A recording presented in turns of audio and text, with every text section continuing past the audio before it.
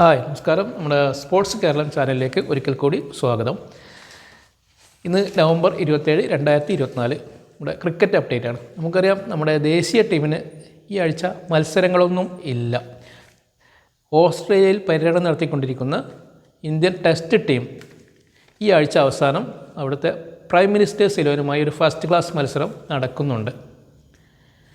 അതിനുശേഷമായിരിക്കും രണ്ടാം cricket test ആഡലേഡിൽ ആരംഭിക്കുക. World test ചാമ്പ്യൻഷിപ്പിൻ്റെ ഫൈനലിൽ ഇന്ത്യക്ക് ഭീഷണി ആയേക്കാവുന്ന ചില ടീമുകളുണ്ട്. ശ്രീലങ്ക, ന്യൂസിലാൻഡ് തുടങ്ങിയവ.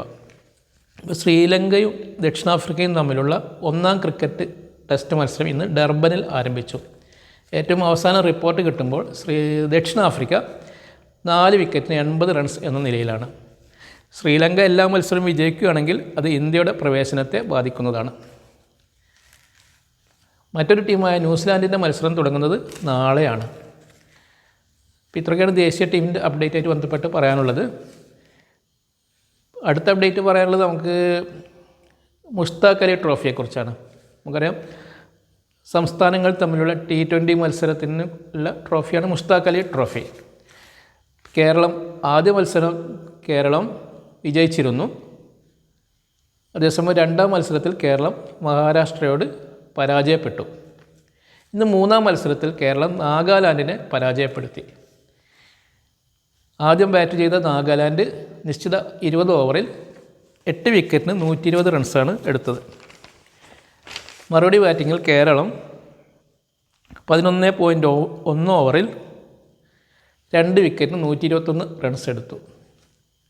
കേരളത്തിന് വേണ്ടി രോഹൻ കുന്നുമ്മൽ 57 റൺസും സച്ചിൻ ബേബി 48 റൺസും ആണ് എടുത്തത്. ഇന്ന് സഞ്ജു സാംസൺ കേരളത്തിന് വേണ്ടി കളിച്ചിട്ടില്ല.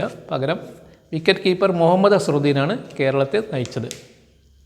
കേരളത്തിന് വേണ്ടി NP ബേസിൽ 3 വിക്കറ്റും ബേസിൽ തമ്പി 2 വിക്കറ്റും അബ്ദുൾ ബാസിദ് 1 വിക്കറ്റും വീഴ്ത്തി. മുഹമ്മദ് അസറുദ്ദീൻ 2 ക്യാച്ച് എടുത്തു. കേരളത്തിന് ഇപ്പോൾ 8 പോയിൻ്റാണുള്ളത്. പോയിൻ്റ് നിലയിൽ കേരളം ഇപ്പോൾ 4ാം സ്ഥാനത്താണ്.